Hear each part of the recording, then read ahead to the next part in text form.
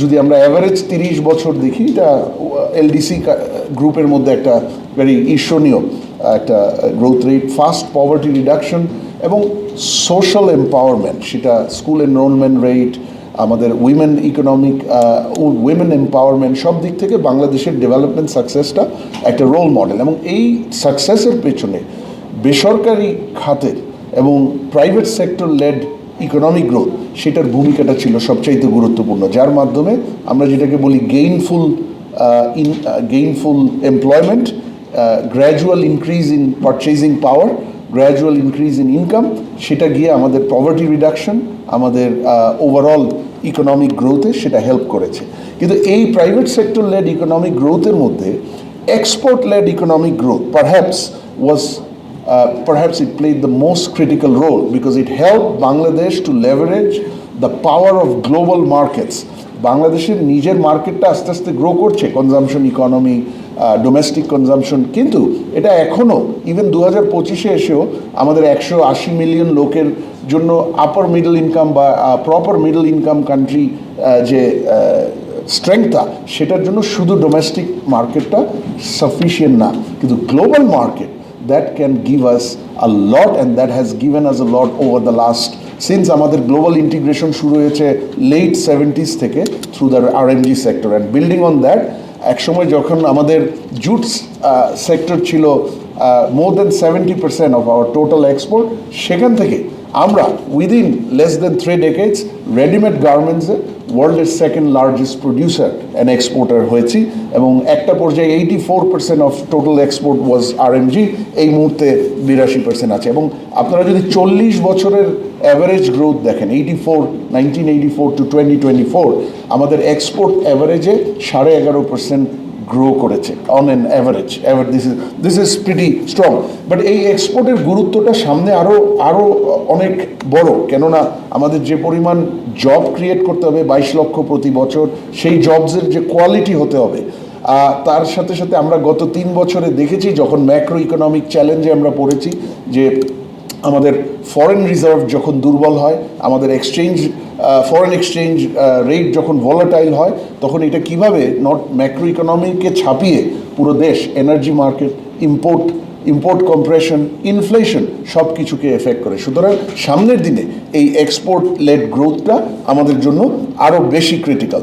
কিন্তু এই এক্সপোর্টের যে সাকসেসের উপর আমরা লেট 70s থেকে এখন পর্যন্ত এসছি, সেটার দিকে কি সামনে যা প্রয়োজন সেটা আমরা অর্জন করতে পারবো?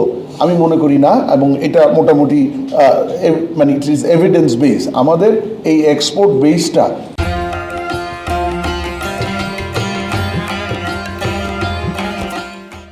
মানে ইকোনমিক ডাইভার্সিফিকেশন প্রয়োজন হবে। কারণ আপনারা দেখেছেন যে আমরা সেকেন্ড লার্জেস্ট এক্সপোর্টার হয়েছি, যেটা আমাদের জন্য আরএমজি এক্সপোর্টার হয়েছি পৃথিবীতে, চায়নার পরে। যদিও ডিফারেন্সটা অনেক বেশি, চায়না প্রায় 35-36% অফ গ্লোবাল আরএমজি এক্সপোর্ট, আমরা 6-7%-এর মতো, কিন্তু তারপরেও we are second largest, is something to be proud of.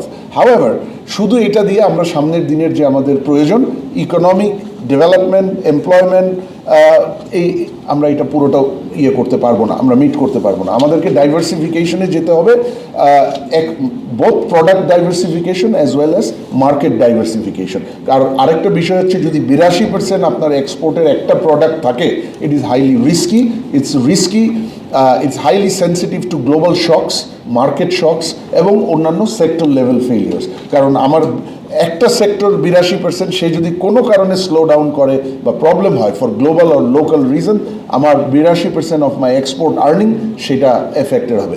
এবং এই যে 82% আমরা যে আসলে আরএমজির সাকসেসটা অন্যান্য সেক্টরে ছড়িয়ে দিতে পারিনি, সেটার আরেকটা এভিডেন্স হচ্ছে আপনারা গ্লোবাল ইকোনমিক কমপ্লেক্সিটি, যেটা দেখানো হয় যে আমাদের একটা দেশের তার এক্সপোর্ট, ডোমেস্টিক ইকোনমি কতটা ডাইভার্স বিভিন্ন সেক্টরের মধ্যে, বা বিভিন্ন সেক্টরকে বা মাল্টিপল সেক্টরকে কেন্দ্র করে। So index of economic complexity আমাদের অবস্থান 128 নম্বর, খুব এটা ভালো না। যত উপরের দিকে মানে কম নাম্বার হবে, তার মানে আপনি অত ভালোর দিকে যাচ্ছেন। তার মানে আমরা সেক্টরাল ডাইভার্সিফিকেশন এবং আমাদের সক্ষমতা মাল্টিপল সেক্টর, আরএমজির সাকসেসটাকে অন্যান্য সেক্টরে লেভারেজ করার, সেই জায়গাটায় আমরা ভালো করতে পারিনি। এবং একই অবস্থা আমাদের মার্কেটসে। ইইউ, এখন যেহেতু ইউকে আলাদা, ইউকে আর হলো ইউএস, এই তিনটা মিলে ট্রেডিশনাল মার্কেটস আমাদের প্রায় 78% of our export. Non traditional মার্কেটে 16-16.5%-এর মতো। এগেইন হাইলি রিস্কি, কারণ আজকে ইউরোপিয়ান ইউনিয়ন, নর্থ আমেরিকায় যদি কোনো ইকোনমিক শকস হয়, তারা যদি বাংলাদেশের জন্য কোনো ধরনের ট্রেড রেস্ট্রিকশন দেয়, আমরা দেখেছি ট্রাম্প ট্যারিফ নিয়ে আমাদের যে মানে একেবারে সবার ঘুম হারাম হয়ে গেছিলো স্বাভাবিকভাবেই, তখন কিন্তু আমরা একটা বিপদে পড়ে যাব। Market diversification is also important. কিন্তু এই diversification both product and market as well as global value chain integration, এই এক্সপোর্টের ধরনটা গত 20-30 বছর ধরে নেচারটা হয়ে গেছে গ্লোবাল ভ্যালু চেইন। আপনি ভ্যালু চেইনের একটা অংশে, সেটা ফিনিশ প্রোডাক্ট দিয়ে হোক, কম্পোনেন্ট দিয়ে হোক, ইন্টারমিডিয়েট গুডস দিয়ে হোক, সেটা দিয়ে আপনি এক্সপোর্ট করছেন। সেই গ্লোবাল ভ্যালু চেইন পার্টিসিপেশনেও আমরা, আমাদের অ্যাভারেজ হচ্ছে 30-35%। এটা আমাদের যারা competitor country, Vietnam, Thailand, India, তাদের তুলনায় আমরা অনেক কম। তো সেগুলো বাড়াতে গেলে আপনারা যদি দেখেন যে সাকসেস কেসগুলো পৃথিবী জুড়ে, পৃথিবীর বিভিন্ন দেশ, আপনারা যদি অ্যাকাডেমিক লিটারেচার যেগুলো হার্ভার্ড বা অন্যান্য জায়গা থেকে আসছে, competitiveness is the name of the game. এখন এই কম্পিটিটিভনেস অ্যাজ ইউ নো, আমাদের প্রতিযোগিতার সক্ষমতা, এই প্রতিযোগিতার সক্ষমতাটা আসে আমাদের প্রোডাক্টিভিটি থেকে, আমাদের ইনফ্রাস্ট্রাকচার থেকে, আমাদের রেগুলেটরি এবং প্রাতিষ্ঠানিক যে ফ্রেমওয়ার্কগুলো আছে, স্কিলস থেকে, এবং অন্যান্য আরও অনেক বিষয় আছে। তো এই আমরা কোথায় আছি কম্পিটিটিভনেসে? আমরা পৃথিবীর সবচেয়ে important index, competitiveness measure, global competitiveness index world economic ফোরামের, সেখানে যদি দেখি আমরা 105। ভিয়েতনাম, যে আমাদের সমান সমান ছিলাম আমরা 2000 বা 2002 সালেও, তারা কিন্তু 67 নম্বরে চলে গেছে। ইনোভেশন, যেহেতু এখন ডিজিটাল ইকোনমি, ম্যানুফ্যাকচারিং এবং সার্ভিস ইনোভেশনের সময়, ইনোভেশন ইজ ভেরি ইম্পর্টেন্ট, সেখানে আমরা 106 নম্বর, ভিয়েতনাম 44। আমরা স্কিলসে একইভাবে যদি আমরা দেখি, আমরা 54 নম্বরে আছি গ্লোবাল র্যাঙ্কে, 94 নম্বরে আছি গ্লোবাল র্যাঙ্কে, ভিয়েতনাম সেখানে 54 নম্বরে চলে এসছে।